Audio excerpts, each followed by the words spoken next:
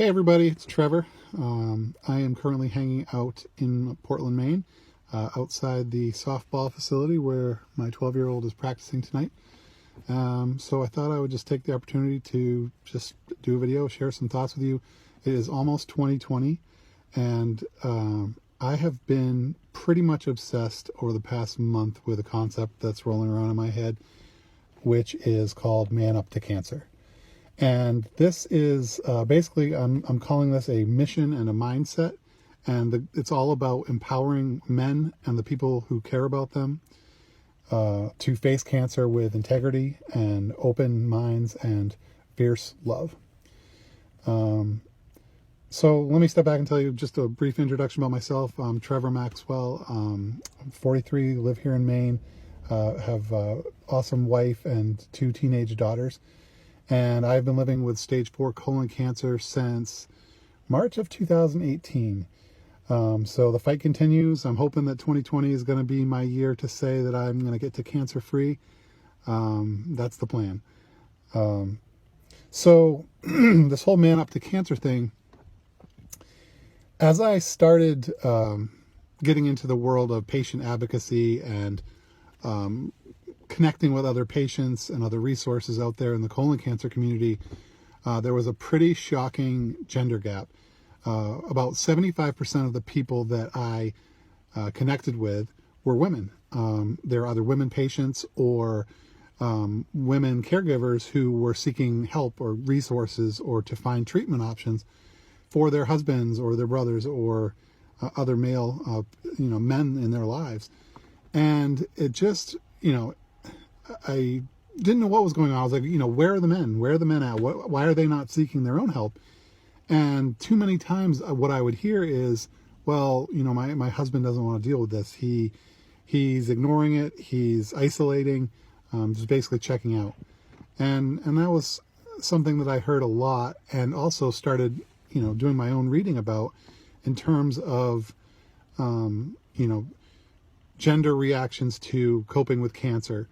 And in terms of how men are culturally conditioned to sort of the fight or flight response, and basically what I was finding is that men really tend to bury their heads in the sand when it comes to a cancer diagnosis, and there's a lot of problems with that. Really big problems. Number one is if you have your head in the sand and you're not taking action to deal with your cancer, then you're not giving yourself the best opportunity at survival. You aren't finding the best treatment options. You're not exploring your disease to find out what's available to you, where the best doctors are, what to do. It really limits your ability to take action to fight this disease. And then a whole host of other problems with isolation in terms of people getting on the path of withdrawing, self-medicating, substance abuse, damaged or broken relationships. So I also was looking around for resources for myself.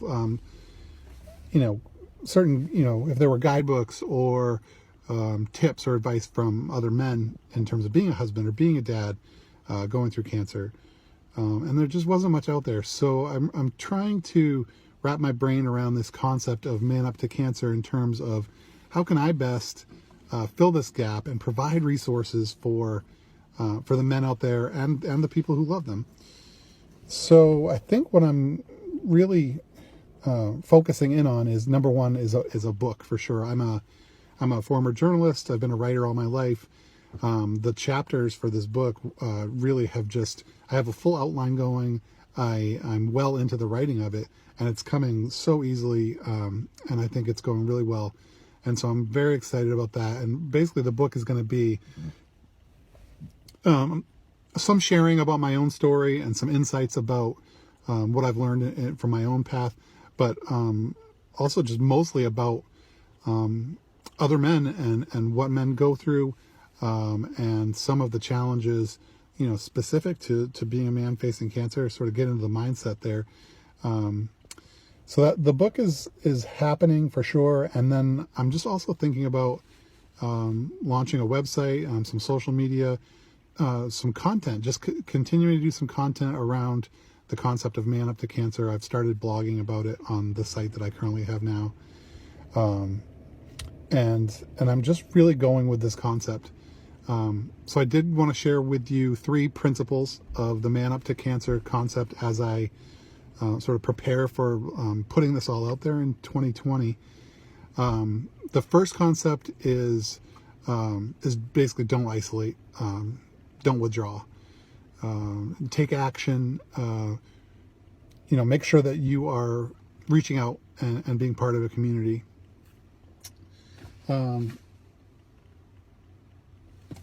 Number 2, bring your fierce heart. If you are a man and you're feeling like you don't have enough fight, you don't have enough toughness, you would like some more bravery in your toolbox, that is something you can cultivate. That's something I've needed to cultivate for sure. And then on the flip side, if you are too macho, if you're too tough, if you're too withdrawn, then it's time for you to cultivate your loving nature, your big-hearted self, because as you go through this cancer experience, no matter where it's going, you need that. And that needs to be leading you in terms of your relationships and how you take on this challenge in your life. And then the third is paying it forward. So to pay it forward is to, first of all, is to accept help, to understand that this, cancer is not a solo gig at all. We all need help. So to accept the help that is offered to you, and then to, when you are ready and when you're able, to give it back in some way. I've been trying to look for ways to give back as an advocate, and now as a communicator in this space, I really feel a calling toward that. And this can be, very, very small steps. It could just be, being a buddy to someone who needs a buddy. So those are the 3 principles of the Man Up to Cancer concept that I'm working on, and I am excited to bring this to life and get as many men and women involved as I can from all different perspectives around cancer life. So my website is right now is trevormaxwell.com. I will be launching manuptocancer.com at some point soon, and I will definitely be back here with some other thoughts for you.